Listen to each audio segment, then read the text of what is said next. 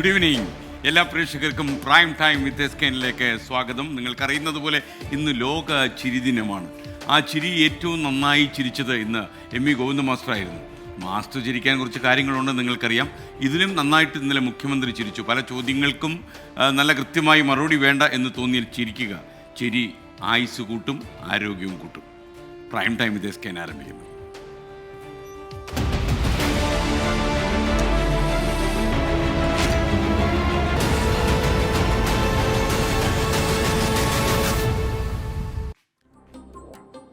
എല്ലാ പ്രേക്ഷകർക്കും ഒരിക്കൽ കൂടി സ്വാഗതം. പ്രൈം ടൈം തുടരുകയാണ്. ADGP MR അജിത് കുമാറിന് വീഴ്ചയുണ്ടായെന്ന് വിലയിരുത്തി CPIM. അന്വേഷണ റിപ്പോർട്ടിന്റെ അടിസ്ഥാനത്തിൽ നടപടി ഉണ്ടാകാൻ സാധ്യത. DGPയുടെ റിപ്പോർട്ടിൽ ADGPക്കെതിരെ പരാമർശമുണ്ടെന്നും CPIM സംസ്ഥാന കമ്മിറ്റിയിൽ M.V. ഗോവിന്ദൻ വ്യക്തമാക്കി. ദ ഹിന്ദുവിന് അനുവദിച്ച അഭിമുഖത്തിന് പിന്നിൽ PR ഏജൻസി എന്ന ആരോപണം മുഖ്യമന്ത്രി നിഷേധിച്ചു. അഭിമുഖത്തിനായി മുൻ MLA TK ദേവകുമാറിന്റെ മകൻ നിരന്തരം സമീപിക്കുമായിരുന്നെന്നും മുഖ്യമന്ത്രി സംസ്ഥാന കമ്മിറ്റിയിൽ വ്യക്തമാക്കി. ഷെഫീദ് റാവുത്തർ ചേരുകയാണ് തിരുവനന്തപുരത്ത് നിന്ന് വിവരങ്ങളുമായി. ഷെഫീദ്, നമസ്കാരം. പറഞ്ഞോളൂ ഷെഫീദ്, ഏറ്റവും പ്രധാനപ്പെട്ട ഒരു വാർത്ത തന്നെയാണല്ലോ ഈ സമിതിയിൽ ഇതൊക്കെ വെളിപ്പെടുത്തിയെന്നുള്ള കാര്യം.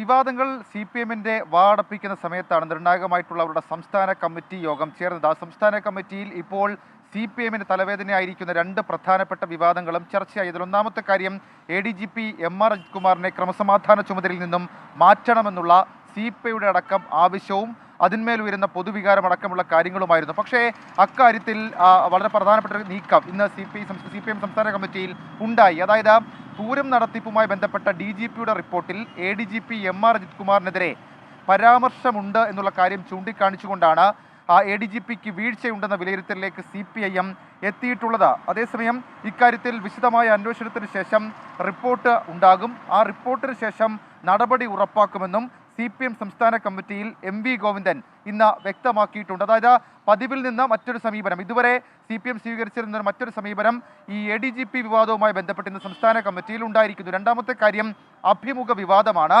ഈ അഭിമുഖ വിവാദവുമായി ബന്ധപ്പെട്ട എല്ലാ ചോദ്യങ്ങൾക്കും PR ഇല്ല എന്ന ഒറ്റ മറുപടിയാണ് മുഖ്യമന്ത്രിയുടെ ഭാഗത്തു നിന്നുണ്ടായത്. അതായത് സംസ്ഥാന കമ്മിറ്റിയിൽ PR വിവാദം മുഖ്യമന്ത്രി പാടെ നിഷേധിച്ചു എന്നുള്ളതാണ്.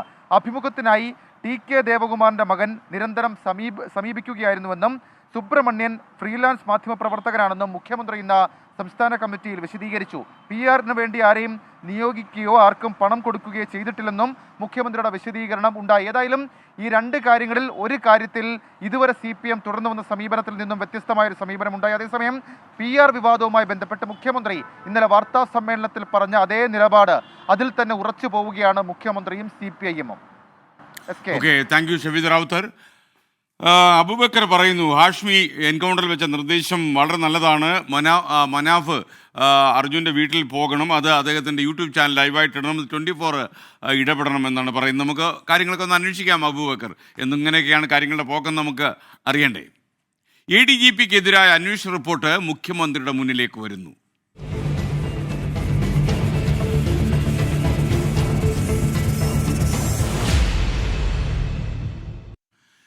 ADGP MR അജിത് കുമാറിനെതിരായ പരാതികളിൽ DGP സർക്കാരിന് അന്വേഷണ റിപ്പോർട്ട് ഉടൻ കൈമാറും. ഇതിനു മുന്നോടിയായി പോലീസ് ആസ്ഥാനത്ത് അന്വേഷണ സംഘത്തിന്റെ യോഗം നടന്നു.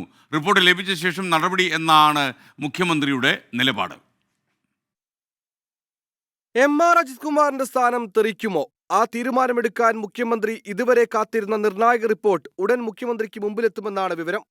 CPI നിലപാട് ഘടിപ്പിച്ച ADGP RSS നേതാക്കളുമായി നടത്തിയ കൂടിക്കാഴ്ച, കടത്ത് സ്വർണം വീതം വെപ്പ്, എടവണ്ണയിലെ റിദാൻ കൊലപാതകവും ഇടപെടലും, കോഴിക്കോട്ടെ മാമി തിരോധാന കേസ്, മലപ്പുറം SP ക്യാമ്പ് ഹൗസിലെ മരംമുറി, അങ്ങനെ ഇതെല്ലാം അന്വേഷിച്ച് വിശദമായ റിപ്പോർട്ടാണ് പോലീസ് മേധാവി ഷെയ്ഖ് ദർവേസ് സാഹിബ് മുഖ്യമന്ത്രിക്ക് കൈമാറുക. ഇടതുമുന്നണി യോഗത്തിലും മന്ത്രിസഭാ യോഗത്തിലുമെല്ലാം റിപ്പോർട്ട് വന്ന ശേഷം നടപടിയെക്കുറിച്ച് ആലോചിക്കുമെന്നായിരുന്നു മുഖ്യമന്ത്രിയുടെ നിലപാട്. കുറ്റക്കാരനെന്ന് കണ്ടെത്തിയാൽ നടപടി ഉണ്ടാകുമെന്നായിരുന്നു LDF കൺവീനർ TP രാമകൃഷ്ണന്റെ പ്രതികരണം. പരിശോധന നടത്തി അദ്ദേഹം കുറ്റക്കാരനാണെങ്കിൽ തീർച്ചയായിട്ടും നടപടിയിലേക്ക് പോകും. എന്ത് നടപടി എന്നുള്ളത് അപ്പോൾ തീരുമാനിക്കേണ്ട കാര്യമാണ്. റിപ്പോർട്ട് കൈമാറും മുമ്പ് ഇന്ന് ഉച്ചയ്ക്ക് പോലീസ് ആസ്ഥാനത്ത് അന്വേഷണ സംഘം നിർണായക യോഗം ചേർന്നു. IG സ്പർജൻ കുമാർ, DIG തോംസൺ ജോസ്, SP-മാരായ ഷാനവാസ്, മധുസൂദനൻ എന്നിവർ യോഗത്തിൽ പങ്കെടുത്തു. തൃശൂർ പൂരം അലങ്കോലപ്പെട്ടതുമായി ബന്ധപ്പെട്ട് പോലീസിന് അനുകൂലമായി MR അജിത് കുമാർ തയ്യാറാക്കിയ റിപ്പോർട്ടിൽ മുഖ്യമന്ത്രിക്ക് അമർഷമുണ്ടെന്നാണ് വിവരം. ആ അമർഷം വിശ്വസ്തനെ കൈവിടുന്നതിലേക്ക് എത്തുമോ എന്നതാണ് ആകാംക്ഷ. 24 തിരുവനന്തപുരം. പ്രിയപ്പെട്ട പ്രേക്ഷകർക്ക് അറിയുന്ന പോലെ കഴിഞ്ഞ ഒരു എൻകൗണ്ടർ ചരിത്രപരമായ ഒരു എൻകൗണ്ടറാണെന്ന് പല പ്രേക്ഷകരും അഭിപ്രായപ്പെടുന്നുണ്ട്. ഈശ്വർ മാൽപ്പിയും അതുപോലെ നിങ്ങൾക്കറിയുന്നതുപോലെ മനാബും ഒക്കെ പങ്കെടുത്ത പരിപാടിയായിരുന്നു. അർജുൻ്റെ കുടുംബവും മനാബും തമ്മിലുള്ള പ്രശ്നങ്ങളൊക്കെ തീർക്കണമെന്ന് അതിൻ്റെ അവതാരകൻ പറയുകയുണ്ടായി. ഈശ്വർ മാൽപ്പെ കേരളത്തോട് തുറന്ന് ചില കാര്യങ്ങൾ പറയുന്നുണ്ടായിരുന്നു. അദ്ദേഹം പറഞ്ഞൊരു കാര്യം, അർജുൻ അപകടത്തിൽപ്പെടുന്ന 2 ദിവസം മുമ്പാണ് അദ്ദേഹത്തിൻ്റെ അമ്മ മരിച്ചത്. എന്നിട്ടും താൻ അവിടെ വന്നു, സ്വന്തം ചെലവിലാണ് വന്ന്, അദ്ദേഹം തന്നെ കയ്യിൽ നിന്ന് പണം ചെലവാക്കി, ഗംഗാവലിയിൽ മുങ്ങി നിരവധി വാഹനങ്ങൾ എടുത്തിട്ടുണ്ട്. ലോറിയുടെ ലൊക്കേഷൻ അദ്ദേഹം പറഞ്ഞു. ബാക്കിയൊന്നും അറിയില്ല, കേസിനെ കുറിച്ചൊന്നും ഈശ്വർ മാൽപ്പയ്ക്ക് കാര്യമായിട്ടൊന്നും അറിയില്ല. എന്തായാലും ഈശ്വർ മാൽപ്പെ പറയുന്നത്, അദ്ദേഹത്തിൻ്റെ പേരിൽ നമ്മൾ ഇനി കേസും ഒക്കെ ആയിട്ട് പോകണമെന്നുള്ള കാര്യം ആലോചിക്കണം. യൂട്യൂബ് ചാനലൊക്കെ തുടങ്ങിയത് 1 കൊല്ലത്തിന് മുമ്പാണ്. അതുകൊണ്ട് യൂട്യൂബ് ചാനൽ വഴി നേട്ടമുണ്ടാക്കാനാണ് എന്നുള്ള ഒരു ചിന്തയൊന്നും അദ്ദേഹത്തിന് ഇല്ല. മാത്രമല്ല ആകെ 10,000 രൂപ എന്തോ മറ്റോ ഇതിൽ കിട്ടുന്നുള്ളൂ എന്നാണ് അദ്ദേഹം പറഞ്ഞതെന്നാണ് എൻ്റെ ഓർമ്മ. വേറൊരു കായംകുളത്തു നിന്നുള്ളൊരു സ്റ്റോറിയിലേക്ക് നമ്മൾ പോകുന്നു. 2ാം പിണറായി സർക്കാർ ജനങ്ങളുടെ പ്രതീക്ഷകളെ തല്ലിക്കൊഴിച്ച് കളഞ്ഞെന്ന് വിമർശനം. CPM കായംകുളം കൃഷ്ണപുരം ലോക്കൽ സമ്മേളനത്തിലാണ് ഈ വിമർശനം ഉയർന്നത്. PV അൻവർ പറഞ്ഞ കാര്യങ്ങളിൽ സുതാര്യമായി ഒരു അന്വേഷണം നടക്കണം. ADGPയുടെ RSS ബന്ധത്തെ നിസ്സാരമായി പാർട്ടി കാണരുതെന്നും സമ്മേളനത്തിൽ ആവശ്യമുയർന്നു. 24 പ്രൈം ടൈം ബ്രേക്കിംഗ്. ആലപ്പുഴയിൽ നിന്ന് മനീഷ് മഹിവാൽ കൂടുതൽ വിവരങ്ങളുമായി ചേർന്നു. മനീഷ്, ഏത് സാഹചര്യത്തിലാണ് ലോക്കൽ സമ്മേളനത്തിൽ ഇത്തരമൊരു വിമർശനം ഉയർന്നത്?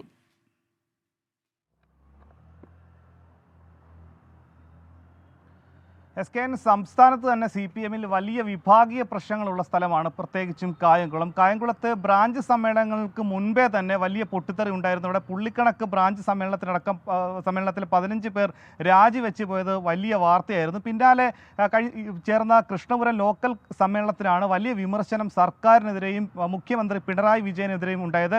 2ാം പിണറായി സർക്കാർ ജനങ്ങളുടെ വലിയ പ്രതീക്ഷയെ തല്ലിക്കെടുത്തി. ഒപ്പം തന്നെ ഇപ്പോഴത്തെ ഏറ്റവും വലിയ വിവാദ വിഷയത്തിൽ PV അൻവറിനെ അനുകൂലിക്കുന്ന നിലപാട് സമ്മേളനത്തിൽ ചില പ്രതിനിധികൾ കൈക്കൊണ്ടുവന്നാണ് ഏറ്റവും ശ്രദ്ധേയമായ വിഷയം. അതിൽ PV അൻവർ ഉന്നയിക്കുന്ന ആരോപണം അത് ഗൗരവത്തിൽ കാണണം, അതിൽ നടക്കുന്ന അന്വേഷണം സുതാര്യമായിരിക്കണം. ഒപ്പം തന്നെ ADGPയുമായി ബന്ധപ്പെട്ട ആരോപണങ്ങൾ CPIMൽ തന്നെ വ്യത്യസ്ത അഭിപ്രായമുള്ള ഘട്ടത്തിലാണ് ഒരു പ്രധാനപ്പെട്ട ലോക്കൽ കമ്മിറ്റി തന്നെ അവിടെ അഭിപ്രായം പറയുന്നത്. ADGPയും RSSുമായിട്ടുള്ള ബന്ധത്തെ നിസ്സാരവൽക്കരിക്കരുത്, അത് വലിയ ഗൗരവത്തിൽ കൂടി കാണണം. ഒപ്പം തന്നെ ജില്ലയിലെ പ്രമുഖ നേതാക്കൾക്കെതിരെയും വലിയ വിമർശനമുണ്ടായി. ജില്ലയിലെ പ്രമുഖ നേതാവ് നടത്തിയ അഴിമതിയുടെ പരസ്യമായ ദൃശ്യങ്ങളടക്കം പുറത്തു വന്നിരുന്നു. അത് വലിയ വിവാദമായിരുന്നു. അതിൽ മറുപടി ആവശ്യപ്പെട്ടു. ഒപ്പം തന്നെ പാർട്ടി ഭരിക്കുന്ന പുള്ളിക്കണക്ക് സഹകരണ ബാങ്കിൽ അഴിമതി ഉണ്ടായി. ആ അഴിമതിയുടെ പണം ഓരോ വർഷവും തിരിച്ചടക്കുകയാണ്. ഇതിൽ മറുപടി പറയണമെന്നും സമ്മേളനത്തിൽ ആവശ്യമുയർന്നു. ഏറ്റവും പ്രധാനപ്പെട്ട കാര്യം, ഈ കഴിഞ്ഞ ലോക്സഭാ തെരഞ്ഞെടുപ്പിൽ പാർട്ടി 3ാം സ്ഥാനത്തേക്ക് പിന്തള്ളപ്പെട്ട, അതായത്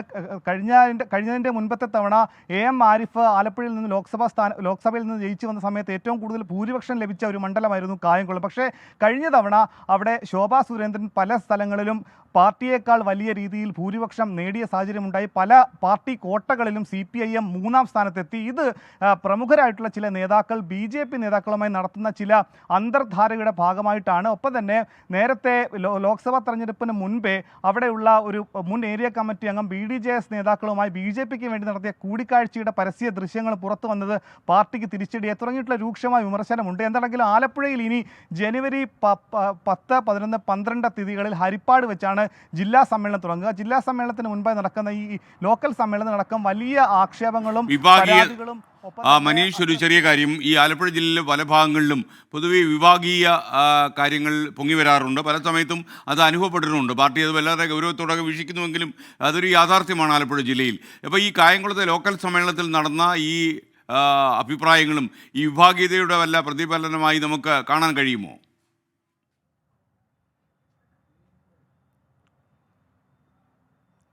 SKN ആലപ്പുഴ ജില്ലയിൽ പ്രധാനമായും 2 വിഭാഗങ്ങളാണുള്ളത്. ഔദ്യോഗിക വിഭാഗം, അത് ജില്ലാ സെക്രട്ടറി R നാസർ നയിക്കുന്ന ഒരു വിഭാഗം. മറ്റൊന്ന് സംസ്ഥാനത്തെ മന്ത്രിയായിട്ടുള്ള സജി ചെറിയാൻ. അങ്ങനെ 2 വിഭാഗങ്ങളായി തിരിഞ്ഞുകൊണ്ടുള്ള പല വിഭാഗീയ പ്രശ്നങ്ങളുണ്ട്. പക്ഷേ കായംകുളത്തെ സ്ഥിതി അങ്ങനെയല്ല. കായംകുളത്ത് അവിടെ 4 ലോക്കൽ കമ്മിറ്റി ഉണ്ടെങ്കിൽ ആ 4 ലോക്കൽ കമ്മിറ്റിയിൽ 5 ഗ്രൂപ്പുകൾ ഉണ്ടാകുമെന്ന രീതിയിലുള്ളൊരു പരിഹാസം അടക്കം പുറത്തുനിന്ന് ആളുകൾ പറയാറുണ്ട്. അത്തരത്തിൽ വലിയ വിഭാഗീയ പ്രശ്നങ്ങൾ ഈ കായംകുളത്ത് നടക്കാറുണ്ട്. കായംകുളത്ത് നേരത്തെ SFIയുടെ ഒരു മുൻ നേതാവ് നടത്തിയിട്ടുള്ള, വർഷങ്ങൾക്ക് മുൻപ് നടത്തിയിട്ടുള്ള കൊലപാതകത്തിൽ താൻ അന്ന് പ്രതിയായ വിവരം പുറത്തു പറഞ്ഞത് കഴിഞ്ഞ കാലയളവിൽ തന്നെ വലിയ വിവാദമായിരുന്നു. അങ്ങനെ വലിയ വിഭാഗീയ പ്രശ്നങ്ങളുണ്ട്. പുതിയ വിവാദം അവിടെ ഈ ലോക്കൽ സമ്മേളനത്തിൽ ഉയർന്നു വന്നത് ലോക്സഭാ തോൽവിയിൽ അടക്കമുള്ള വിമർശനങ്ങൾ മാത്രമല്ല, പാർട്ടി നേതാക്കൾ ഇപ്പോൾ നടത്തുന്ന BJP നേതാക്കളുമായി നടത്തുന്ന കൂടിക്കാഴ്ചകൾ, അവർ നടത്തുന്ന അന്തർധാരകൾ, ഒപ്പം തന്നെ പുതിയ രാഷ്ട്രീയ സമവാക്യങ്ങൾ. അതായത് ശോഭാ സുരേന്ദ്രൻ ആലപ്പുഴയിൽ ലോക്സഭാ സ്ഥാനാർത്ഥിയായി എത്തിയപ്പോൾ മുതൽ ഉണ്ടായ അടിയൊഴുക്കുകളിൽ പല ആളുകളും പ്രത്യേകിച്ച് ഈഴവക്കോട്ടകളിൽ ഉണ്ടായ വിള്ളലുകൾ, പലരും BDJS-ഉമായി അടുത്തു തുടങ്ങിയിട്ടുള്ള കാര്യങ്ങൾ വിഭാഗീയതയുമായി കൂട്ടി വായിക്കേണ്ട വിഷയമാണ്. അത്തരത്തിൽ പാർട്ടി നേതൃത്വവും അവിടെ ഏരിയ കമ്മിറ്റിയിൽ തന്നെ ഒരു നേതൃത്വത്തിനെതിരെ വിമർശനം ഉന്നയിക്കുന്നത് ആ നേതൃത്വത്തിൽ ഇരിക്കുന്ന പല നേതാക്കളുമാണെന്നുള്ള ഏറ്റവും ശ്രദ്ധേയമായ കാര്യം. ഒപ്പം തന്നെ കഴിഞ്ഞ തദ്ദേശ തെരഞ്ഞെടുപ്പിൽ പാർട്ടി ഭരിച്ച 4 പഞ്ചായത്തുകളിൽ BJPക്ക് അവിടെ സീറ്റ് നേടാൻ സാധിച്ചതും വലിയ രീതിയിൽ വിമർശനം ഉണ്ടാക്കിയിരുന്നു. SKN. Okay, thank you. Maneesh മൊഗിബാലാണ് ആലപ്പുഴയിൽ നിന്ന് വിവരങ്ങൾ നൽകിയത്. വിവാദ അഭിമുഖത്തിൽ PR ഏജൻസിക്കെതിരെ നടപടിയില്ലാത്തതിൽ പ്രതിഷേധം ശക്തമാകുന്നുവെന്ന് സൂചന. CPIM-നെ BJP-യുമായി ബന്ധിപ്പിക്കാനാണ് PR ഏജൻസി എന്ന് AICC general secretary KC Venugopal ഇന്ന് ആരോപിച്ചു. വിവാദത്തിൽ വാസ്തവം എന്തെന്ന് ഇപ്പോഴും വ്യക്തമായിട്ടില്ല എന്നാണ് സമസ്ത മുഖപത്രം സുപ്രഭാതത്തിൻ്റെ വിമർശനം. മലപ്പുറത്തെ സ്വർണ്ണക്കടത്തുമായി ബന്ധപ്പെട്ട് താൻ പറയാത്ത കാര്യങ്ങളാണ് ദ ഹിന്ദുവിൽ അച്ചടിച്ചു വന്നതെന്ന് മുഖ്യമന്ത്രി പിണറായി വിജയൻ ആവർത്തിക്കുന്നു. ഇതോടെ വിവാദം അവസാനിക്കുമെന്നായിരുന്നു CPIM-ന്റെ കണക്കുകൂട്ടൽ. എന്നാൽ മുഖ്യമന്ത്രി പറയാത്ത കാര്യം അഭിമുഖത്തിൽ ഉൾപ്പെടുത്താൻ നിർദ്ദേശിച്ച PR ഏജൻസിക്കെതിരെ എന്തുകൊണ്ട് നടപടിയില്ലെന്ന ചോദ്യം ശക്തമാവുകയാണ്. PR ഏജൻസിയുടെ പങ്കിനെക്കുറിച്ച് ദ ഹിന്ദുവും മുഖ്യമന്ത്രിയും പറയുന്ന കാര്യങ്ങളിലും വൈരുദ്ധ്യങ്ങളുണ്ട്. ADGP MR Ajith Kumar RSS നേതാക്കളെ കണ്ടതിനോട് PR ഏജൻസി വിവാദവും ചേർത്തുവയ്ക്കുകയാണ് പ്രതിപക്ഷം. ADGP-യുടെ മുഖ്യ ജോലി RSS നേതാക്കളെ കാണുന്നതാണെന്ന് AICC general secretary KC Venugopal. Law and order കൈകാര്യം ചെയ്യുന്ന അഡീഷണൽ DGP-യുടെ പ്രധാന ജോലി ഇപ്പോൾ കഴിഞ്ഞ ദിവസം കുറേ നോക്കിയാൽ RSS നേതാക്കളെ കാണാനാണ് മുഖ്യ ജോലി. അതും രഹസ്യമായിട്ട് സ്വകാര്യ കാറിൽ പോയി കാണുക, അതാണ് അദ്ദേഹത്തിൻ്റെ മുഖ്യ ജോലി. ആരാണ് law and order ADGP? LDF സർക്കാരിനെയും മുഖ്യമന്ത്രിയെയും പ്രതിക്കൂട്ടിലാക്കുന്ന ചോദ്യങ്ങളിൽ നിയമസഭയിൽ പോലും ഒളിച്ചോട്ടമെന്ന സമസ്ത മുഖപത്രമായ സുപ്രഭാതം കുറ്റപ്പെടുത്തി. കേരളം അറിയാൻ ആഗ്രഹിച്ച ഉത്തരങ്ങളിൽ നിന്നുള്ള സർക്കാരിന്റെ ഒളിച്ചോട്ടത്തിൽ ദുരൂഹതയുണ്ടെന്നും PR ഏജൻസിക്കെതിരെ എന്തുകൊണ്ട് നടപടിയില്ല എന്ന് മുഖ്യമന്ത്രി വ്യക്തമാക്കണമെന്നുമാണ് ആവശ്യം. 24 ഡൽഹി. പശ്ചിമേഷ്യയിലെ സാഹചര്യം വളരെ ആശങ്കപ്പെടുന്നതാണെന്ന് വിദേശകാര്യ വക്താവ് രൺധീർ ജയ്സ്വാൾ പറഞ്ഞു. നിലവിൽ ഒഴിപ്പിക്കൽ നടപടിയിലേക്ക് ഇന്ത്യ കടന്നിട്ടില്ല. ഇറാൻ, ഇസ്രയേൽ ഉൾപ്പെടെയുള്ള രാജ്യങ്ങളിലേക്ക് വിമാന സർവീസുകൾ ഇപ്പോഴും തുടരുന്നുണ്ടെന്നും വിദേശ മന്ത്രാലയം അറിയിക്കുന്നു. അച്യുതൻ ഡൽഹിയിൽ നിന്ന് വിവരങ്ങളുമായി ചേരുകയാണ്. അച്യുതൻ, വിശദാംശങ്ങൾ.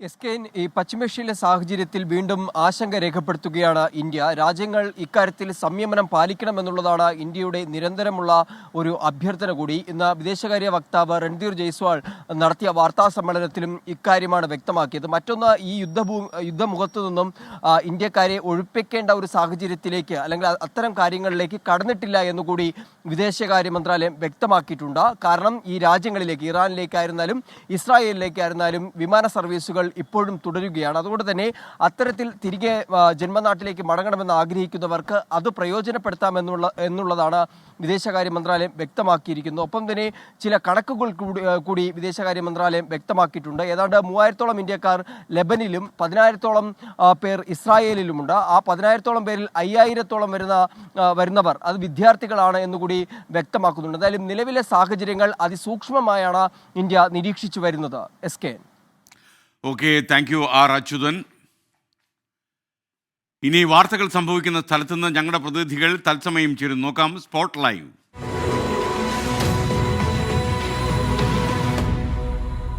എല്ലാവരും ഏറ്റുമുട്ടുന്ന കാലമാണ്. അപ്പോൾ പിന്നെ ആനയ്ക്ക് എന്താ കുഴപ്പം? എറണാകുളത്ത് ഷൂട്ടിങ്ങിനായി എത്തിച്ച ആനകൾ തമ്മിൽ കൊമ്പ് കോർത്തു. പരിക്കേറ്റ പുതുപ്പള്ളി സാധു ആന കാട്ടിലേക്ക് ഓടിക്കയറി. പൂതത്താൻകെട്ട് തുണ്ടം ഫോറസ്റ്റ് റേഞ്ചിലാണ് ഈ സംഭവം നടന്നത്. ഒരു തെലുങ്ക് സിനിമയുടെ ഷൂട്ടിങ്ങിന് കൊണ്ടുവന്ന 2 ആനകളാണ് ഏറ്റുമുട്ടിയത്.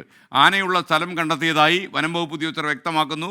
അശ്വിൻ പാലാഴി ഈ ആന ഓടിപ്പോയ ഭൂതത്താൻകെട്ടിൽ നിന്ന് നമുക്കൊപ്പം ചേരുകയാണ്. അശ്വിൻ എവിടെയാണ് നിൽക്കുന്നത്?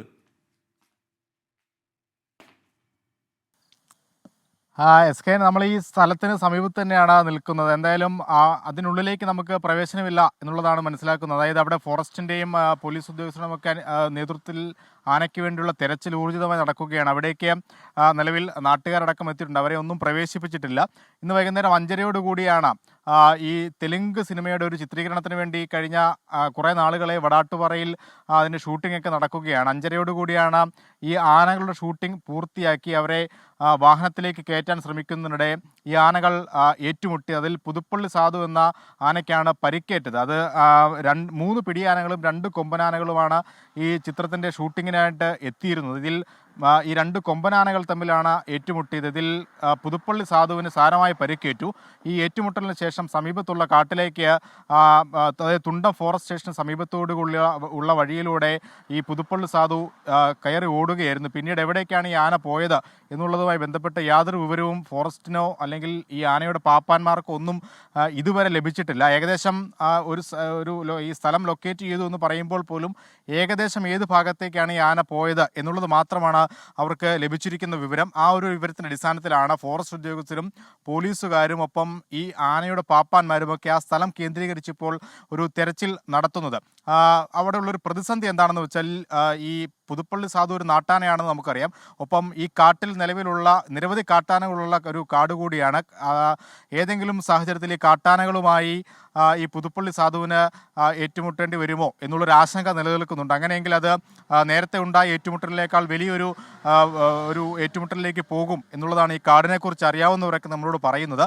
എന്തായാലും ആ ഒരു സാഹചര്യം ഒഴിവാക്കാൻ വേണ്ടിയാണ് ഫോറസ്റ്റും പോലീസും ഒക്കെ സംയുക്തമായി തന്നെ പുതുപ്പള്ളി സാധുവിനെ തേടി ഈ രാത്രിയിൽ തന്നെ കാട്ടിലേക്ക് പോയിട്ടുള്ളത്. ഒരുപക്ഷെ ഈ രാത്രിയിൽ വെളിച്ച സംവിധാനമൊക്കെ തടസ്സമാകുന്നുണ്ടെങ്കിൽ, ഉൾക്കാട്ടിലേക്ക് പോകാനുള്ള സാധ്യതകൾ മങ്ങുന്നുണ്ടെങ്കിൽ നാളെ രാവിലെയോടുകൂടി മാത്രമേ ആ ഉൾക്കാട്ടിലേക്കുള്ളൊരു പ്രവേശനം സാധ്യമാകൂ എന്ന് ഫോറസ്റ്റ് ഉദ്യോഗസ്ഥരും വ്യക്തമാക്കുന്നുണ്ട്. എന്തായാലും നിലവിൽ അവരിപ്പോൾ ഊർജിതമായ തെരച്ചിൽ തന്നെ പരമാവധി അവരെ കൊണ്ട് കഴിയുന്ന രീതിയിൽ തന്നെ നടത്തുന്നുണ്ട്. ഓക്കെ, അശ്വിൻ പാലാഴിയാണ് വിവരങ്ങൾ നൽകിയത്. പ്രേക്ഷകർക്ക് വീണ്ടും സ്വാഗതം. പ്രൈം ടൈം തുടരുകയാണ്. റീന സതീശൻ്റെ യൂട്യൂബ് സന്ദേശം. റീന പറയുന്നത് ആനയുടെ പേര് സാധു, കയ്യിലിരിക്കുന്നതോ അടിപിടി. എന്തായാലും നിക്സൺ ദേവസി പറയുന്നു ഷൂട്ടിംഗ് കണ്ട് പേടിച്ചായിരിക്കും ഈ ആന കാട്ടിലേക്ക് ഓടിക്കയറിയത്, അത്രയ്ക്ക് വിശ്വസിക്കാൻ കൊള്ളാത്ത സീൻസ് ആയിരിക്കും കണ്ടത് എന്നുകൂടി പറയുന്നു. പല പ്രേക്ഷകരും ഈ ആന കാട്ടിലേക്ക് കയറിപ്പോയി, നാട്ടാന കാട്ടിലേക്ക് കയറിപ്പോയി എന്നുള്ളതാണ് ഏറ്റവും പ്രധാനപ്പെട്ട വാർത്ത. അതിനെക്കുറിച്ച് തന്നെ കമൻറ്റ് ചെയ്യുന്നു. ഇനി ഈ മണിക്കൂറിൽ വരുന്ന ഏറ്റവും പ്രധാനപ്പെട്ട വാർത്തകളിലേക്ക് headlines. You are watching 24 from News Headquarters, Kochi.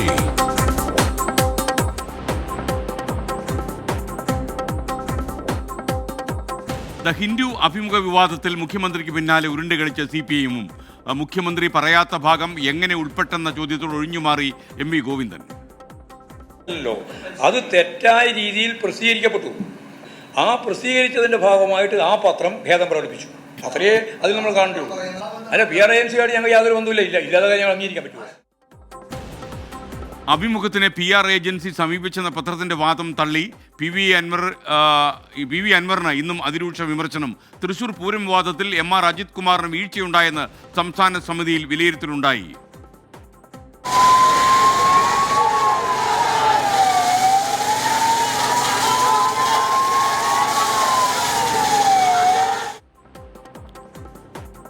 മുഖ്യമന്ത്രിയുടെ രാജി ആവശ്യപ്പെട്ട് വൻ പ്രതിഷേധവുമായി പ്രതിപക്ഷം. ADGPക്കെതിരായ പരാതിയിൽ DGP തല അന്വേഷണ റിപ്പോർട്ട് ഉടൻ മുഖ്യമന്ത്രിക്ക് കൈമാറും. പോലീസ് ആസ്ഥാനത്ത് യോഗം ചേർന്ന അന്വേഷണ സംഘം. റിപ്പോർട്ടിൽ നടപടി ഉറപ്പെന്ന് ബിനോയ് വിശ്വം. ഇതിൽ മുഹൂർത്തമൊന്നും ആരും കുറിച്ച് വെച്ചിട്ടില്ല. ആ റിപ്പോർട്ട് കിട്ടിക്കഴിഞ്ഞാൽ ആ റിപ്പോർട്ടിന്റെ വെളിച്ചത്തിൽ ഇടതുപക്ഷ ഗവൺമെന്റ് എന്താണോ ചെയ്യേണ്ടത് അത് കേരളത്തിലെ ഇടതുപക്ഷ ഗവൺമെന്റ് ചെയ്യും എന്ന് ഉറപ്പ് CPIക്കുണ്ട്. കൂടിക്കാഴ്ച വിവാദത്തിൽ അടക്കം സഭയിൽ സ്വീകരിക്കേണ്ട നിലപാട് ചർച്ച ചെയ്ത CPI പാർലമെന്ററി പാർട്ടി യോഗം. കുറ്റക്കാരുണ്ടെങ്കിൽ മുഖം നോക്കാതെ നടപടിയെന്ന് MV ഗോവിന്ദൻ.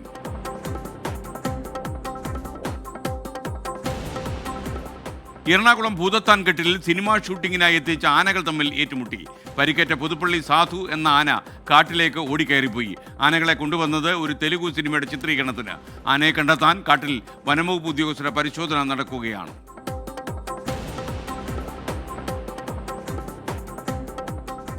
തൃശൂരിലെ മാളയിൽ നിരപരാധിയെ പോലീസ് കള്ളക്കേസിൽ കുടുക്കി ജയിലിലാക്കിയെന്ന പരാതി. വ്യാജ മദ്യം നിർമ്മിച്ച കേസിലെ പ്രതിക്ക് പകരം രോഗിയായ ഭാര്യ പിതാവിനെ അറസ്റ്റ് ചെയ്തെന്ന് ആക്ഷേപം. 24 പ്രൈം ടൈം ബ്രേക്കിംഗ്.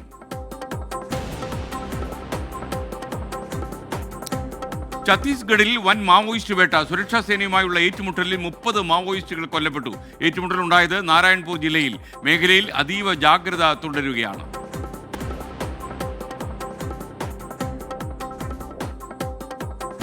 ഷിരൂരിൽ മരിച്ച അർജുന്റെ കുടുംബം നൽകിയ സൈബർ ആക്രമണ പരാതിയിൽ ലോറി ഉടമ മനാഫിനെ പ്രതി ചേർത്ത പോലീസ്. കേസെടുത്തത് ഗുരുതര വകുപ്പുകൾ ചുമത്തി. കുടുംബത്തിന്റെ മൊഴി രേഖപ്പെടുത്തി പോലീസ്. അർജുന്റെ കുടുംബത്തിന്റെ ആരോപണം ബാലിശമെന്ന് ലോറി ഉടമ മനാഫ് 24നോട്. പുറത്തുണ്ടായ കാര്യങ്ങളാണ്. ബാലിശമായ കുറേ ആരോപണങ്ങൾ കേട്ട സമയത്ത് മനസ്സിനൊരു വിഷമമുണ്ടായി. ഫൈൻഡ് അർജുൻ ആക്ഷൻ കമ്മിറ്റി പിരിച്ചുവിട്ടു.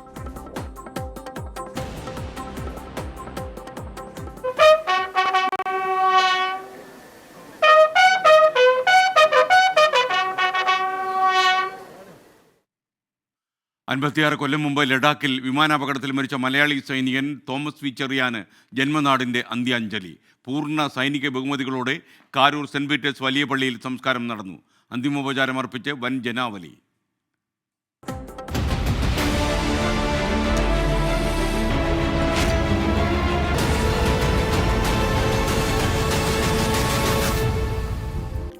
പ്രൈം ടൈം ഇനി ഒരു ബ്രേക്കിംഗ് ന്യൂസിലേക്ക് കടക്കുകയാണ്. തൃശ്ശൂരിൽ നിരപരാധിയെ പോലീസ് കള്ളക്കേസിൽ കുടുക്കി ജയിലിലാക്കിയെന്ന് പരാതി ഉയരുന്നു. ആളൂരിൽ വ്യാജ മദ്യം നിർമ്മിച്ച കേസിലെ പ്രതിക്ക് പകരം രോഗിയായ ഭാര്യ പിതാവിനെ അറസ്റ്റ് ചെയ്തുവെന്നാണ് ഇപ്പോഴും ഉയരുന്ന പരാതി. 24 പ്രൈം ടൈം ബ്രേക്കിംഗ്. അവനെ കൊണ്ട് ഹാജരാക്കിയില്ലെങ്കിൽ ഭർത്താവിനെ വിടില്ല എന്ന് പറഞ്ഞ് ഞങ്ങളൊന്ന് പോലീസ് സ്റ്റേഷനിൽ ചെന്നപ്പോ, അല്ലെങ്കിൽ അവന് ഹാജരായില്ലെങ്കിൽ നിങ്ങളുടെ എല്ലാവരും തൂങ്ങുന്നാണ് പോലീസുകാർ പറഞ്ഞത്. സാക്ഷികൾ മെമ്പർമാരെന്ന് പറഞ്ഞപ്പോ ഞാൻ മെമ്പർമാരോട് ചോദിച്ചു. അപ്പൊ അവര് പറയുന്നത് ഇതിനെപ്പറ്റി അവർക്കൊന്നും അറിയില്ല എന്നാ. ഇവര് ഓരോന്ന് പറഞ്ഞ് വെറുതെ ഓരോ പ്രശ്നങ്ങൾ ഉണ്ടാക്കണതാണ്. അല്ലാണ്ട് ആളതിലൊന്നും പെട്ട ആളല്ല. ആളെന്നിട്ട് ഇപ്പൊ 2ാം പ്രതിയാണെന്നും പറഞ്ഞിട്ട് കോടതിയിൽ ഹാജരാക്കാൻ കൊണ്ടുപോകുന്നു പറയണേ. ആ മെമ്പർമാര് അവരോട് ഞാൻ നേരിട്ട് ചെന്ന് ചോദിച്ചു. അപ്പൊ അവര് പറയണത് എന്നിട്ടെന്ന് വെച്ചാ അവര് പേപ്പറിൽ ഒന്ന് വായിച്ചു നോക്കാണ്ടാണ് ഒപ്പിട്ടെന്ന് പറയണേ. എന്താ എഴുതി ചേർത്തേക്കണെന്ന് അവർക്ക് അറിയില്ലായിരുന്നു. ഈ പരാതിയുടെ കൂടുതൽ വിശദാംശങ്ങളുമായി തൃശ്ശൂരിൽ നിന്ന് സൂരജ് സജി തത്സമയം പ്രൈം ടൈമിൽ ചേരുകയാണ്. പറയൂ സൂരജ് സജി.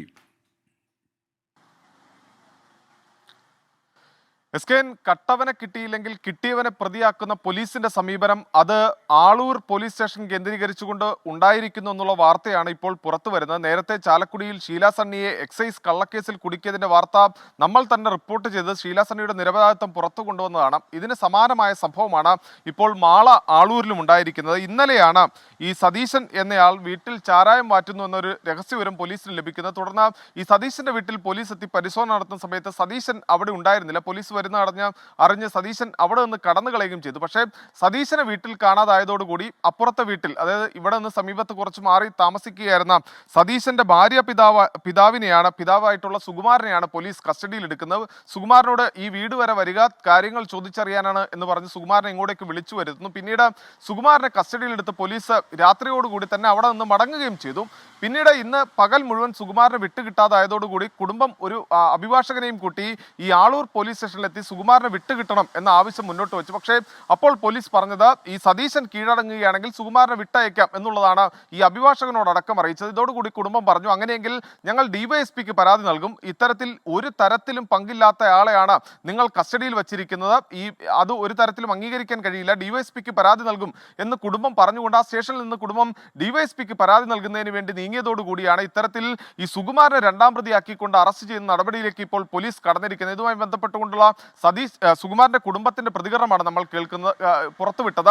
അവർ പറയുന്നത് ഇത്തരത്തിലാണ്. ഇന്നലെ ഈ സംഭവം നടക്കുന്ന സമയത്ത് സുകുമാരൻ ഇതുമായി ബന്ധപ്പെട്ട് ഒരു തരത്തിലുള്ള ഇടപെടൽ നടത്തിയിട്ടില്ല. പക്ഷേ മരുമകനാണ് ഈ ചാരായം മാറ്റിയ കേസിൽ പ്രതിയായത്. പക്ഷേ മരുമകനെ കിട്ടാത്തതിന്റെ പേരിൽ ഈ സുകുമാരനെ കള്ളക്കേസിൽ കുടുക്കുകയായിരുന്നു എന്നുള്ളതാണ് കുടുംബത്തിന്റെ ആരോപണം. എന്തായാലും കോടതിയിൽ ഹാജരാക്കിയ സുകുമാരനെ ഇപ്പോൾ റിമാൻഡ് ചെയ്യുകയും ചെയ്തിട്ടുണ്ട്. സ്കെയിൻ, അതുമായി ബന്ധപ്പെട്ടുകൊണ്ട് ഒരു പ്രധാനപ്പെട്ട കാര്യം, ഈ സംഭവം നടന്നതിന് തൊട്ടു പിന്നാലെ ഇതുമായി ബന്ധപ്പെട്ടുകൊണ്ട് CE അടക്കം വലിയ രീതിയിൽ ഈ മാധ്യമങ്ങളിൽ വാർത്ത വരുത്തുന്നതിന് വേണ്ടിയുള്ള ഒരു ശ്രമം, അത് മാധ്യമ മേഖലയിൽ പ്രവർത്തിക്കുന്ന മാധ്യമപ്രവർത്തകരെ നേരിട്ട് വിളിച്ചുകൊണ്ട് ഈ വാർത്ത നൽകണമെന്ന തരത്തിലുള്ള പ്രചാരണം അടക്കം നൽകിയിരുന്നു. ഇതിൽ സംശയം തോന്നി നടത്തിയ അന്വേഷണമാണ് ഈ സുകുമാരനെ ഇത്തരത്തിൽ കള്ളക്കേസിൽ കുടുക്കിയതാണ് എന്ന തരത്തിലുള്ള വിവരം പുറത്തു കൊണ്ടുവരുന്നതിലേക്ക് നയിച്ചത്. എസ്കെ, ഓക്കെ, സൂരജ് സജിയാണ് വിവരങ്ങൾ നൽകിയത്. കട്ടവനെ കണ്ടില്ലെങ്കിൽ കണ്ടവനെ പിടിക്കുക എന്ന് പറയുന്ന ആ പരിപാടിയാണ് നടന്നത്. ആളൂരിൽ നടന്ന ഈ സംഭവം തീർച്ചയായിട്ടും പ്രതിഷേധാർഹമാണ്. ഈ പറയുന്നതൊക്കെ നേരാണെങ്കിൽ മേലുദ്യോഗസ്ഥന്മാർ അന്വേഷിക്കട്ടെ, നിരപരാധിയെ പുറത്തുവിടട്ടെ. ഇന്ന് കണക്കുകൾ കോടതി എണ്ണി ചോദിച്ചു.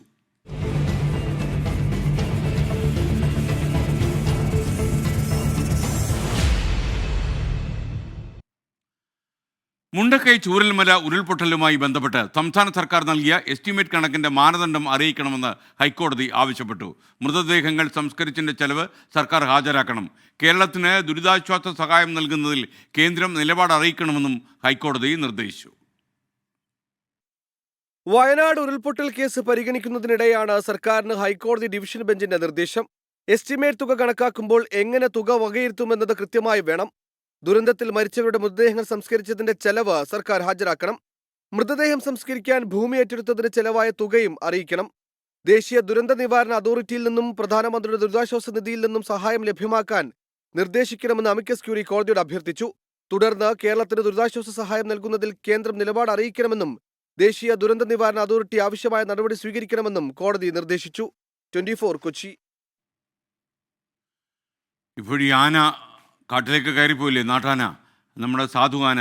വനംവകുപ്പ് ഉദ്യോഗസ്ഥരുടെ സംഘം കാടിനുള്ളിലേക്ക് കയറിപ്പോയെങ്കിലും ഉൾക്കാട്ടിലേക്കുള്ള പ്രവേശനം അസാധ്യമായതുകൊണ്ട് തെരച്ചിൽ നാളത്തേക്ക് മാറ്റിയെന്ന് ഞങ്ങളുടെ ബ്യൂറോ അറിയിക്കുന്നു. മുണ്ടക്കൈ ചൂരൽമല വിലങ്ങാട് പ്രകൃതി ദുരന്തങ്ങളിൽ അനുശോചനം നിയമസഭ ഇന്ന് രേഖപ്പെടുത്തി. സമാനതകളില്ലാത്ത മഹാദുരന്തമാണ് ചൂരൽമലയിൽ ഉണ്ടായതെന്ന് മുഖ്യമന്ത്രി പറഞ്ഞു. 1200 കോടി രൂപയുടെ നഷ്ടമുണ്ടായി എന്ന് മുഖ്യമന്ത്രി സഭയിൽ വ്യക്തമാക്കി. പുനരധിവാസ പ്രവർത്തനങ്ങൾ വേഗത്തിലാക്കണമെന്ന് പ്രതിപക്ഷ നേതാവും ആവശ്യപ്പെട്ടു. കേന്ദ്ര സഹായം ലഭിക്കാത്തത് ദൗർഭാഗ്യകരമെന്നും വി.ഡി. സതീശൻ. 15ാം നിയമസഭയുടെ 12ാം സമ്മേളനത്തിന്റെ ആദ്യ ദിനം പ്രകൃതി ദുരന്തത്തിൽ മരിച്ചവർക്ക് സഭയുടെ ആദരം.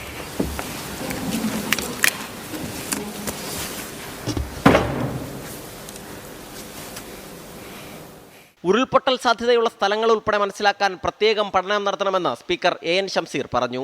ഒരു ഘട്ടം കഴിഞ്ഞപ്പോൾ മുഖ്യധാരാ മാധ്യമങ്ങളിൽ നിന്നും ദുരന്ത വാർത്ത അപ്രത്യക്ഷമായെന്നും സ്പീക്കറുടെ വിമർശനം. ഉരുൾപൊട്ടൽ സാധ്യതയുള്ള പ്രദേശങ്ങൾ പ്രത്യേകം മനസ്സിലാക്കുന്നതിന് ആവശ്യമായ പഠനം നടത്താനും തയ്യാറാവേണ്ടതുണ്ട്. അങ്ങനെ കണ്ടെത്തുന്ന പ്രദേശങ്ങളിൽ നിന്നും ജനതയെ പൂർണ്ണമായും മാറ്റി പുനരധിവസിപ്പിക്കാൻ പാക്കേജും ആവശ്യമാണ്. ഇനിയൊരു ദുരന്തമുണ്ടാകുമ്പോൾ നടക്കേണ്ട ചർച്ചയല്ല ഇത്. അപകടത്തിന്റെ വ്യാപ്തി വ്യക്തമാക്കുന്ന നിലയിൽ കണക്കുകൾ ഉൾപ്പെടെ ചൂണ്ടിക്കാട്ടിയായിരുന്നു മുഖ്യമന്ത്രിയുടെ അന്തിമോപചാരം.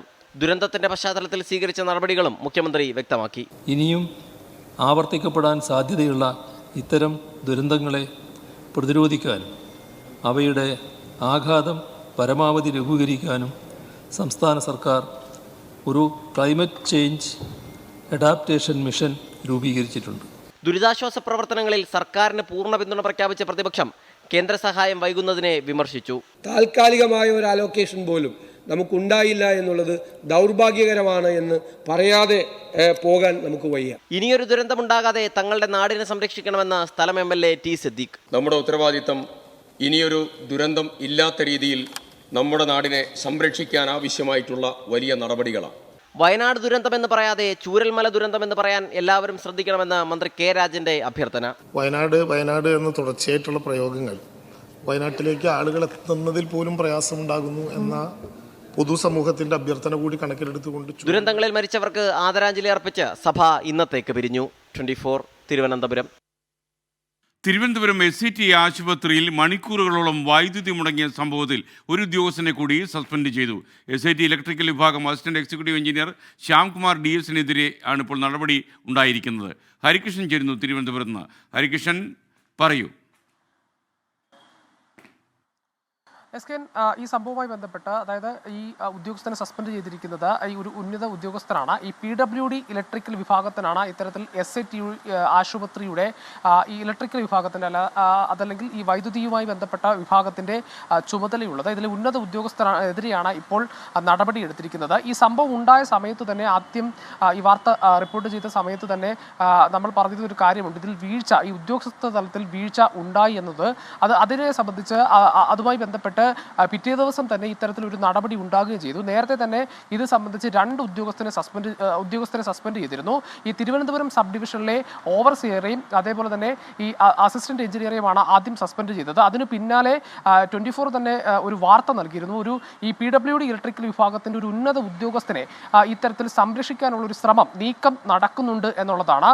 അതെന്തായാലും നിരന്തര സമ്മർദ്ദങ്ങൾക്കൊടുവിൽ ആ ഉന്നത ഉദ്യോഗസ്ഥനെതിരെ നടപടി എടുത്തിരിക്കുകയാണ്. സസ്പെൻഷൻ ആയിരിക്കും ഇരിക്കുകയാണ്. ഈ മന്ത്രിതല അതായത് ഈ PWDയുടെ ചുമതലയുള്ള മന്ത്രി മുഹമ്മദ് റിയാസിന്റെ ഇടപെടൽ കൂടിയാണ് ഇത്തരത്തിലൊരു സസ്പെൻഷനിലേക്ക് വഴിവെച്ചത് എന്നുള്ളതാണ്. ഈ ഉത്തരവിൽ പറയുന്ന, ഈ സെക്ഷൻ ഓഫീസർ ഇറക്കിയിരിക്കുന്ന ഉത്തരവിൽ പറയുന്ന ഏറ്റവും പ്രധാനപ്പെട്ട കാര്യം, ഈ ചീഫ് എഞ്ചിനീയർ വിശദമായി ഇതുമായി ബന്ധപ്പെട്ട് ഒരു റിപ്പോർട്ട് തയ്യാറാക്കിയിരുന്നു. ആ റിപ്പോർട്ടിൽ മനഃപൂർവ്വമായി ഔദ്യോഗിക കൃത്യനിർവഹണത്തിൽ വീഴ്ച വരുത്തി എന്നതാണ്.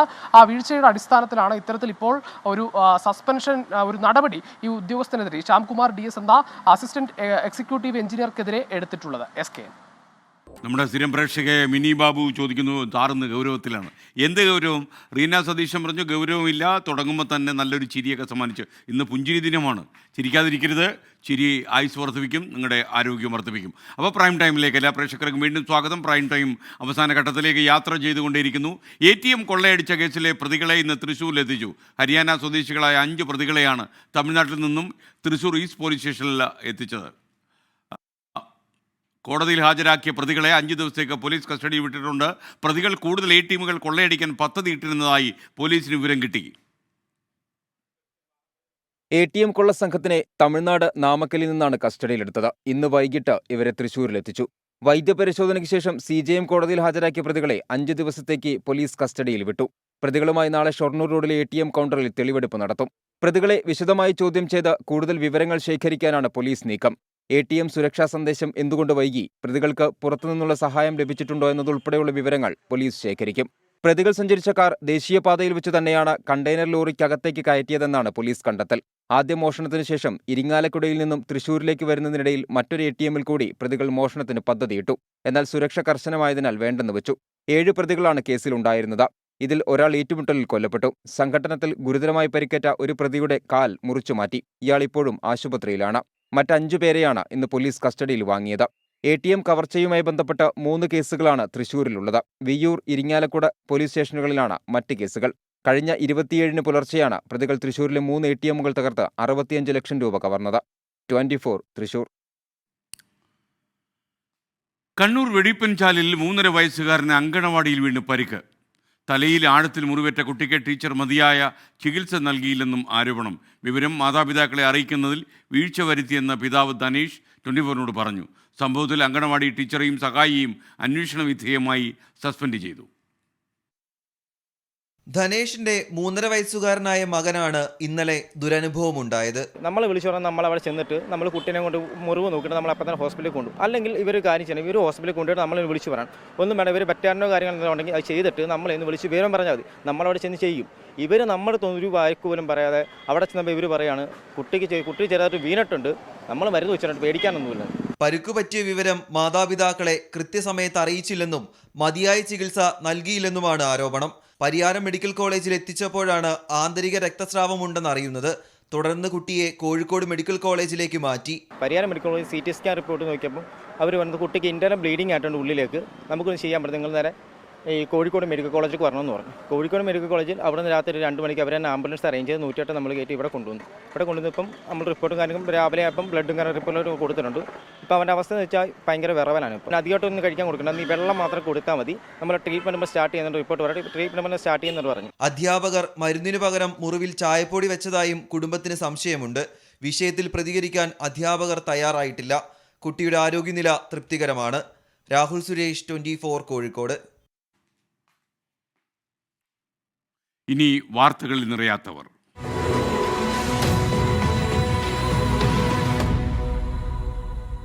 ഇടിഞ്ഞു വീഴാറായ വീടിനുള്ളിൽ രോഗികളായ മക്കൾക്കൊപ്പം പേടിയോടെ കഴിയുകയാണ് ഒരു വൃദ്ധമാതാവ്.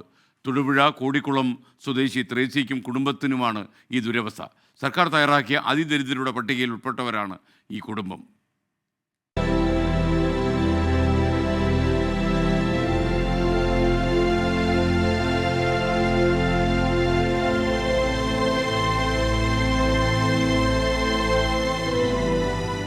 തൊണ്ണൂറ്റിയഞ്ച് വയസ്സ് പിന്നിട്ടു ത്രേസിക്ക്. രോഗികളായ 2 മക്കളാണ് ഒപ്പമുള്ളത്. വാഹനമെത്താൻ വഴിയില്ലാത്ത കുന്നിൻ മുകളിലെ ഇടിഞ്ഞു വീഴാറായ വീട്ടിൽ പേടിയോടെയാണ് ഈ കുടുംബം കഴിയുന്നത്. മഴയത്ത് മൊത്തം നനയും, മൊത്തം വെള്ളം കയറി പാത്രമൊക്കെ എടുത്ത് വെച്ച് ഒക്കെ കിടക്കുന്നുകൊണ്ടിരുന്നതൊക്കെ പാത്രത്തിലേക്ക് വെള്ളമൊക്കെ ഞങ്ങൾ കോരിപ്പറക്കി താത്തൻ കോരും ഞാൻ ബക്കറ്റ് പിടിക്കും. അങ്ങനെയൊക്കെയായിരുന്നു കഴിഞ്ഞുകൊണ്ടിരുന്നത്.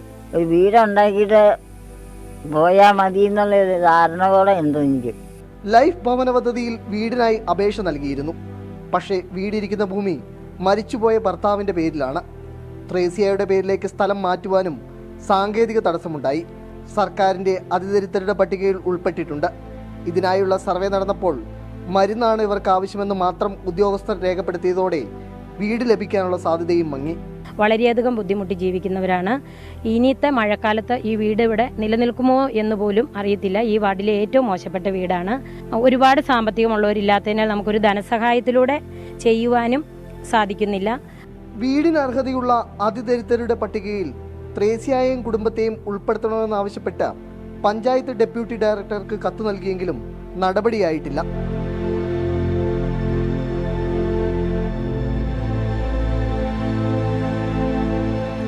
MT അധീഷിനൊപ്പം എബിൻ ജോസ്, 24 തൊടുപുഴ. ഇത് കാണാൻ വേണ്ടപ്പെട്ടവർ കണ്ണു തുറക്കണമെന്നാണ് ഞങ്ങൾക്ക് പറയാനുള്ളത്. അതുപോലെ ഇന്നത്തെ വാർത്താ പകലിൽ വാർത്താ ചാനലുകളൊന്നും കാണാതെ വാർത്തകൾ അറിയാതെ പോയ ആളുകളുണ്ടെങ്കിൽ അവർക്ക് വേണ്ടിയാണ് ഇനി അടുത്ത കാര്യം. ഇന്നത്തെ വാർത്താ പകലിൽ സംഭവിച്ച വാർത്തകൾ വാർത്താ പകൽ.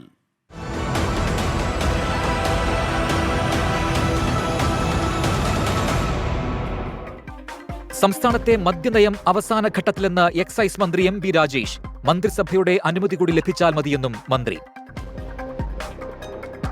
വയനാട് ഉരുൾപൊട്ടൽ ദുരിതാശ്വാസ പ്രവർത്തനങ്ങൾക്കായി മുഖ്യമന്ത്രിയുടെ ദുരിതാശ്വാസ നിധിയിലേക്ക് മേഘാലയ സർക്കാർ 1,35 ലക്ഷം രൂപ കൈമാറി. മുഖ്യമന്ത്രിയുടെ പ്രത്യേക ഗ്രാന്റിൽ നിന്നാണ് തുക അനുവദിക്കുന്നതെന്ന് മേഘാലയ സർക്കാർ. കോഴിക്കോട് തൊട്ടിൽപ്പാലം പുഴയിൽ മലവെള്ളപ്പാച്ചിൽ.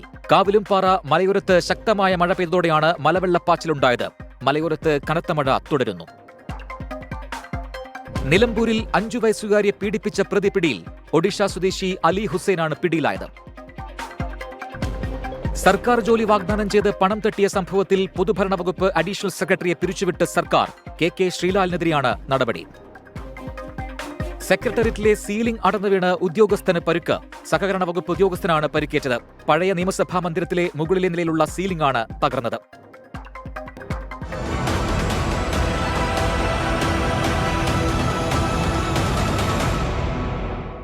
പ്രേക്ഷകർക്ക് വീണ്ടും സ്വാഗതം. പ്രൈം ടൈം എന്നതിൻ്റെ അവസാന ഘട്ടത്തിലേക്ക് കടക്കുകയാണ്. ഇനി വാൽ കഷണം. വാൽ കഷണം. പുതിയ പാർട്ടി രൂപീകരിക്കാനുള്ള തിരക്കിട്ട ഒരു ഓട്ടത്തിലാണ് നമ്മുടെ PV അൻവർ MLA. നീക്കങ്ങൾ തകൃതിയായിട്ട് അങ്ങനെ നടക്കുകയാണ്. അതിനിടയിൽ കണ്ണൂരിലെ പ്രമുഖ നേതാവ് തൻ്റെ കൂടെ ഉണ്ടാകുമെന്ന് അൻവർ കാച്ചി. പാർട്ടി രൂപീകരണത്തിൻ്റെ മുന്നോടിയായി നടക്കുന്ന ഒരുക്കങ്ങൾ എന്തെല്ലാമാണ് നമുക്ക് നോക്കാം. അഫ്സൽ തയ്യാറാക്കിയ വാൽ കഷണം. എന്തോന്ന് കുത്തി ഒരു കടന്നൽ കൂട് ഉണ്ടായിരുന്നു ഇവിടെ. കുത്തും തിരിഞ്ഞു നിന്ന് കുത്തുന്ന ഒരു പണി. കുത്തും അല്ല, നിങ്ങള് കുത്തുന്നറിയാ. ആ കുത്ത് അമ്മക്കല്ലല്ലോ. കുത്തുന്നത് ന്യായത്തിന് വേണ്ടിയാവണം. ആരെങ്കിലും ഉണ്ടോ അവിടെ കുത്തു വാങ്ങാൻ താല്പര്യമല്ലോ? ഞാൻ തയ്യാറായിട്ടല്ലേ ഇരിക്കുന്നത്. അൻവർക്ക് മൂപ്പര കുത്തുന്നുണ്ടോ? മൂപ്പരവിടെ റെഡിയായി ഇരിക്കുകയാണ്. ഞാൻ ആഗ്രഹിക്കുന്നതാണ്. അപ്പൊ കുത്താൻ പോകുമ്പോ ആൾക്കാരെ കൂട്ടിയിട്ട് പോയിക്കോളി. അവിടെ കുത്തു വാങ്ങാൻ ആൾക്കാർ ഇഷ്ടം പോലെ ഉണ്ട്. എത്ര കൊമ്പന്മാര് അപ്പുറത്തുനിന്ന് വന്നിട്ട് മറ്റേ കുങ്കിയാനുണ്ടല്ലോ, ഒരുമാതിരി പറപ്പ് പണി എന്നാണ് അതിന്റെ പേര്. ഒരു 10-15 കുങ്കിയാനപ്പം റെഡി ഉണ്ടല്ലോ എന്റെ കുത്താൻ. അല്ല അൻവർക്ക, നിങ്ങളിപ്പോ ഏതായാലും കുത്ത് നിർത്താൻ തീരുമാനിച്ചിട്ടില്ല. അപ്പൊ നിങ്ങളെ കൂടെ ആരെങ്കിലും ഉണ്ടോ? ഒപ്പം നടന്ന് കുത്തിച്ചാൻ പറ്റിയ ആരെങ്കിലും? അങ്ങനെ ഒരുപാട് MLA-മാരുണ്ട്. മാറി നിൽക്കുന്ന CPM-ലെ MLA-മാർ പലരും. അല്ല അതിപ്പോ ആരാ ഈ മാറി നിക്കണോല്? ഇനിയിപ്പോ ജലീല് പറഞ്ഞ മാതിരി ആവോ? കണ്ണൂരിൽ നിന്നുള്ള ഏറ്റവും വലിയ പ്രബലനായ ഒരു നേതാവ്. അല്ല ഈ കണ്ണൂരിൽ നിന്ന് പറയുമ്പോ പാർട്ടിക്കാരാ? CPM leader. പാർട്ടിയിൽ അടിസ്ഥാന അംഗത്വമുണ്ടോ? മനസ്സിലായില്ലേ? പാർട്ടി മെമ്പർഷിപ്പ് ഉള്ളവരാണോന്ന്. പാർട്ടി സ്ഥാനങ്ങളൊക്കെ വഹിക്കുന്ന ആൾ തന്നെ. അല്ല ഈ സ്ഥാനങ്ങൾ വഹിക്കണോല് എന്ന് പറയുമ്പോ ഇപ്പോ ജയരാജൻ സഖാവാണോ? ഇനി നീ എങ്ങാനും വെറുതെ ആവശ്യമില്ലാത്ത ആൾക്കാരെ സാധുക്കളെ പേരുണ്ട്. ആ സാധു ഇല്ലെങ്കിൽ തന്നെ ആരോ എന്റെ കൂടെ എന്ന് പറഞ്ഞിട്ട് വെറുതെ ഇടങ്ങാറായി. അല്ല അതെന്താ നിങ്ങൾക്ക് മൂപ്പരോടൊരു സ്നേഹം? എനിക്ക് എന്നെ കുറെ തെറി വിളിക്കേണ്ടി വന്നു എന്റെ കൂടെ അല്ല എന്നാക്കാൻ വേണ്ടി. ഞാൻ ആ സാധുവിനെ വിളിച്ചിട്ട് പോലും ഇല്ല. അല്ല മൂപ്പരല്ലെങ്കിൽ ഇപ്പോ ഈ അടുത്ത് സ്ഥാനം പോയവരാരെങ്കിലും ആണോ? ഞാൻ പറഞ്ഞ EPനെ പോലും വിളിക്കാൻ കാരണം ഞാൻ ഈ പരിപാടി തുടങ്ങുമ്പോൾ ഇവരൊക്കെ വിളിച്ചാൽ ഇതിങ്ങനെ ഒരു കൂടിയാലോചനയുടെ അല്ലെങ്കിൽ ഗൂഢാലോചനയുടെ ഭാഗമാണ്. വെറുതെ ഒരു കാര്യമില്ല. അവര് അതിന് കൊടുക്കേണ്ട ഒരാളെ വിളിച്ചിട്ടില്ല. അല്ല എങ്ങനെ ഇപ്പൊ നിങ്ങൾ ഇത് ഉദ്ദേശിക്കണത്? ഇതിന് വല്ല സ്ട്രാറ്റജി ഉണ്ടോ? കുറെ ബോഗികൾ ഇതിൽ ഘടിപ്പിക്കപ്പെടും. അതാണ് ഇതിന്റെ political strategy. Bogie political strategy എന്താ നിങ്ങൾ തീവണ്ടി ഉണ്ടാക്കാൻ പോവാ? ഇതിപ്പോ ഒരു ട്രെയിനിന്റെ എഞ്ചിനാണ് ഞായറാഴ്ച പ്രഖ്യാപിക്കപ്പെടുന്നത്. അല്ല, ഈ ഞായറാഴ്ചക്കത്തെ പരിപാടിയിൽ എഞ്ചിൻ മാത്രമേ ഉള്ളൂ, വേറൊന്നുമില്ലേ? ബോഗി പിന്നാലെ വരുന്നത്, എഞ്ചിൻ ഇങ്ങനെ പോകല്ലോ, കണ്ടിട്ടില്ലേ? നമ്മൾ ബോഗി കൊളത്താൻ വേണ്ടിയിട്ട് എഞ്ചിൻ മാത്രം. അല്ല, അത് മനസ്സിലായി. ഇതിപ്പോ എഞ്ചിൻ മാത്രം ഇങ്ങനെ ഓടിയാൽ മതിയോ? ഇതിൽ ആള് കയറണ്ടേ? റെയിൽവേ സ്റ്റേഷനിലൊക്കെ നമ്മൾ കാണുമല്ലോ. അല്ല, അത് കാണലുണ്ട്, വെറും എഞ്ചിൻ മാത്രം. അപ്പൊ നിങ്ങളെ പാർട്ടിയിൽ വേറെ ആൾക്കാരുണ്ടാവൂലല്ലേ? ബോഗി പല സ്ഥലത്തായി കിടക്കുക.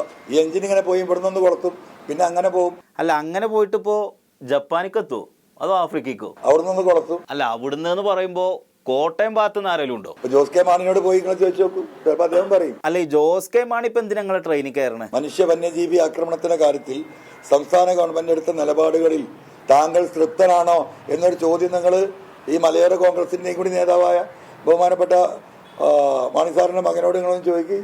അപ്പൊ ജോസ് കെ മാണി നമ്മളെ വണ്ടിയിൽ കയറും? അല്ല, അത് വരുന്ന കാര്യമില്ല. എനിക്ക് അങ്ങോട്ടും പോകൽക്ക് ഇങ്ങോട്ടും വരാം, ഒരു പാലട്ട അങ്ങോട്ടും ഇങ്ങോട്ടും പോകാലോ. അല്ല, മൂപ്പര് ഇപ്പൊ പോണ വണ്ടിയിൽ തൃപ്തനല്ലേ? അദ്ദേഹം തൃപ്തനാവില്ല. എന്നിട്ട് കോട്ടയത്ത് നിന്ന് പിന്നെങ്ങിട്ടാ വണ്ടി പോവാ? അങ്ങനെ കേരളം മുഴുവൻ അങ്ങനെ ഒരു 2 റൗണ്ട് എടുക്കുമ്പോഴത്തേക്ക് കുറെ ബോഗികൾ ഇതിൽ ഘടിപ്പിക്കപ്പെടും.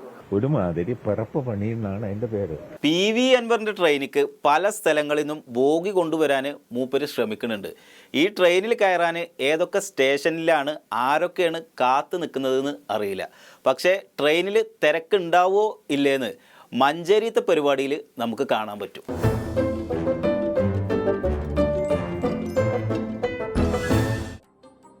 ഈ ബാലകൃഷ്ണത്തോടെ പ്രൈം ടൈം വിത്ത് SKന്റെ ഈ എപ്പിസോഡ് അവസാനിക്കുന്നു. ഇനി പ്രൈം ടൈം നാളെ രാത്രി 8:30. ഇനി നമ്മൾ കാണുക നാളെ രാവിലെ മോർണിംഗ് ഷോയിലായിരിക്കും, രാവിലെ 7 മണിക്ക്. അപ്പോൾ നാളെ കാണണം.